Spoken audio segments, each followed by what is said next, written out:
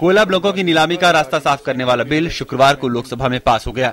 Supreme court के सितंबर में 204 कोयला ब्लॉकों का आवंटन रद्द करने के बाद सरकार ने अक्टूबर में कोयला खान अध्यादेश 2014 जारी किया था।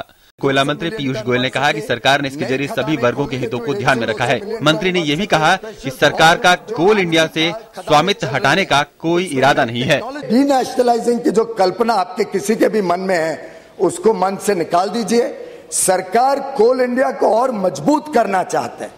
कोल इंडिया का टारगेट 1 बिलियन, जिसमें रेलवे लिंकेजेस लाके 200 मिलियन टन बढ़ सके, नई खदानें खोल के 150-200 मिलियन टन बढ़ सके, और जो आज की खदानें चल रही हैं उसमें नई टेक्नोलॉजी का इस्तेमाल करके 150-200 मिलियन टन बढ़ सके।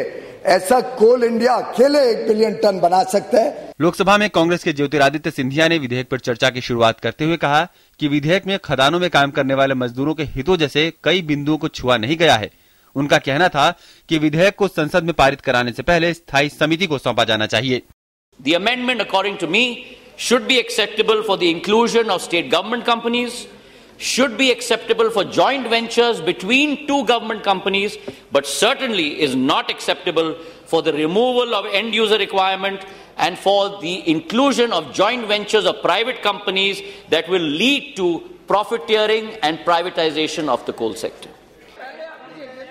दरअसल सुप्रीम कोर्ट ने 1993 के बाद आवंटित सभी कोयला ब्लॉकों को गैर कानूनी ठहराते हुए रद्द कर दिया था और सरकार को इनकी नए सिरे से नीलामी करने के आदेश दिए थे। सुप्रीम कोर्ट के आदेश के पालन के लिए सरकार कोयला अध्यादेश लेकर आई, जिसमें सभी निरस्त कोयला ब्लॉकों की नए सिरे से नीलामी की घोषणा की गई। इससे निजी क्षेत्र की कंपनियों के लिए कोयला खनन तथा उसे खुले बाजार में बिक्री का रास्ता भी खुल जाएगा। अभी तक ये अधिकार सिर्फ सार्वजनिक क्षेत्र की कंपनी कोल इंडिया के पास है। हालांकि कुछ मजदूर संगठन निजी कंपनियों को खुले बाजार में बिक्री का अधिकार देने का विरोध कर रहे हैं।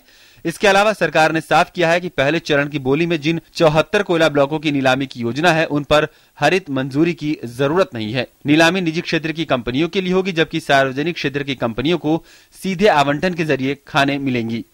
Business desk, DD news.